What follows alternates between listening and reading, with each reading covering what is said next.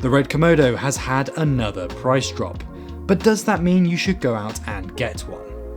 In this video, I'll go through 7 reasons why perhaps you should keep your credit card in your wallet.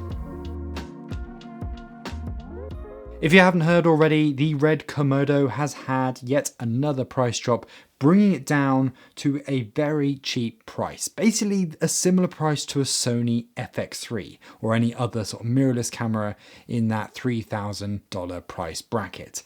That is an incredible price for a camera that has features like the RED RAW and that amazing image quality. That said, I think there are a few reasons why you shouldn't get too excited and maybe just think twice before you run out and get one. As you can see here, I have a RED Komodo X, and to be honest, I was quite frustrated when RED did the last price drop last year, as I had only purchased it about a month or 2 before that drop, instantly reducing the value that I paid on this camera. Now, luckily, I've had plenty of decent work with the RED Komodo X to justify even that price drop. It certainly paid for itself in the jobs that I've used it on. That said, it's still frustrating when you see a big drop in price of a camera gear that you own, especially when other cameras like the Sony FX3 and the FX6 haven't really dropped their prices at all since they were launched.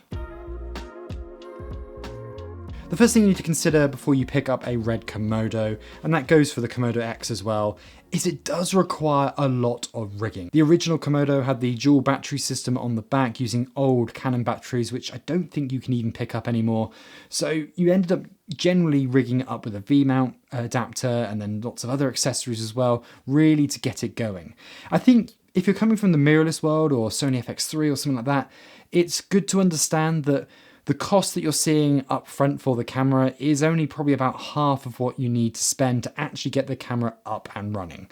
Now, of course, you could just about get away with it if you just grabbed a memory card, some batteries and a lens, but it'd be very difficult to shoot with. You'd probably need to spend at least the value of this camera again to actually get a functioning camera setup. And if you wanted to go for official RED gear, you're talking like the side handle, the top handle, and of course that really nice monitor, well then it's going to cost a lot more than what the camera costs. The second reason you might want to hold back as well is the slow startup time of the RED cameras. If you've ever looked into REDs in the past, you're probably fully aware of this, but the way they boot up is very different than, say, your Sony FX3 or even cinema cameras like the Blackmagics. They all turn on pretty much instantly, or at least within a few seconds. When it comes to the Komodos, they take a while to turn on. We have to sit there waiting for it to boot up and be ready to shoot with. That can be really frustrating if you are used to cameras that you can turn on and off quickly.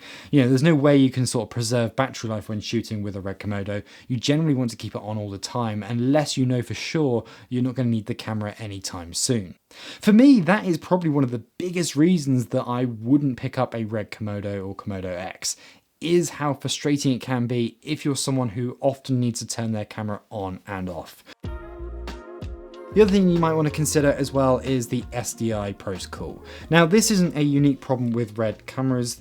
Any camera with a 12G SDI, including the Pxysis, you can burn out the SDI port if you accidentally turn anything off while it's still plugged in. For example, if you have your camera all turned off and you have your monitor already attached, and then suddenly you decide to turn on the monitor, well, the spike in that power can cause the actual port to short on the camera. It's an expensive fix that you really want to avoid. That's just one of those extra worries you have to deal with when dealing with cameras like this. If you're coming from the mirrorless world where you're just using a HDMI monitor or even just the built-in monitor on the back of the camera, you have no worries about that. It's one of those things that you can just shoot anywhere without even thinking about it. But as soon as you move up to a camera like this, it's one of the things you have to really put in place to make sure you don't break your own gear. And that really does slow you down if you are coming from a more mirrorless background. Speaking of things that can slow you down, black shading. This is where you need to ensure that the camera sensor is optimal for the temperature you are working in. So if you have a sudden shift of temperature, you need to black shade or calibrate the sensor in the Komodo. And this can take, once again, a little bit of time to deal with. If you're someone who maybe shoots in a hot location, you're jumping in and out of aircon, then suddenly shooting out directly in the sun, This can be a very frustrating task to do.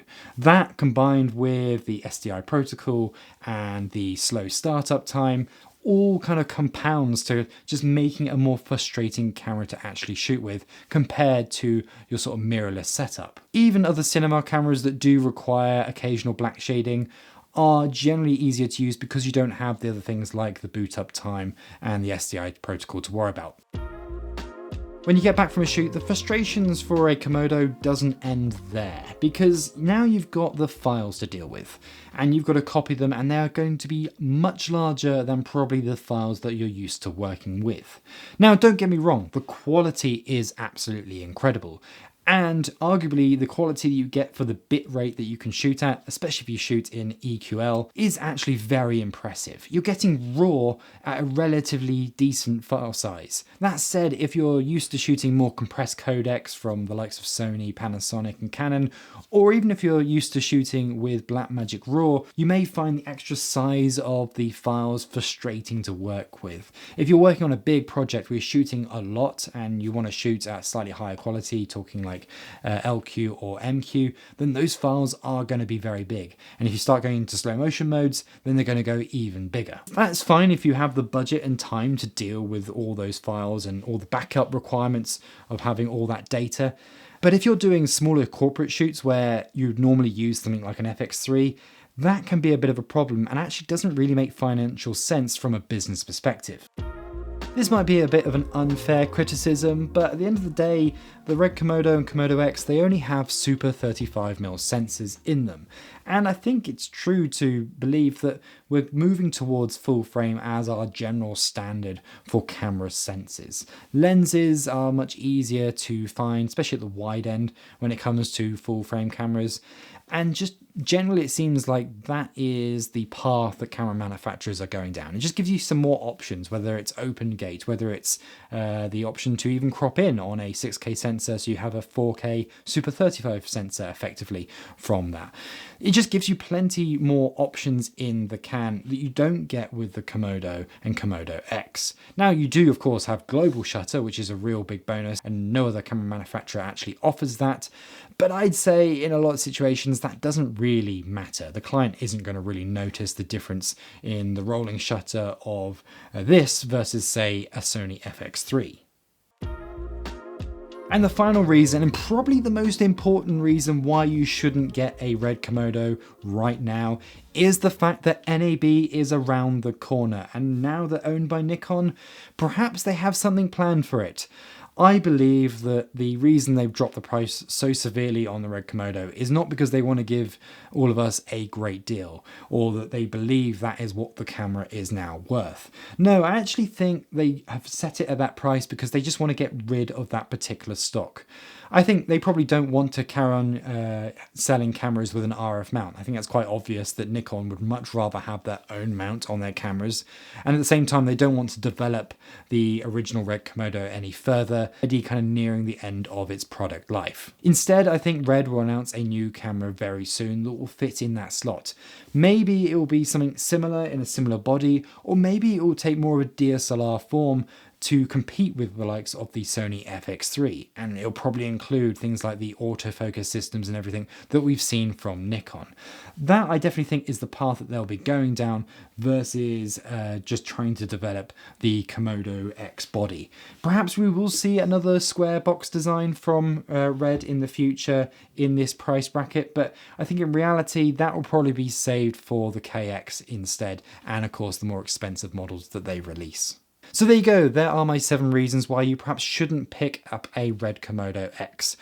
Saying all of that, it doesn't mean you shouldn't go and get one. They are awesome cameras, and if you're in the market for picking one up, then it's definitely the time to consider one. Of course, if you have the extra budget, then maybe just wait a little bit and see what they bring out at NAB. However, if this is a camera that will do everything you need it to do, then I think this is a great deal and certainly worth considering. If you enjoyed this video, then make sure you check out my other videos, such as when they price dropped the RED Komodo X. And also while you're here, please make sure you like and subscribe as well, as it massively helps out the channel.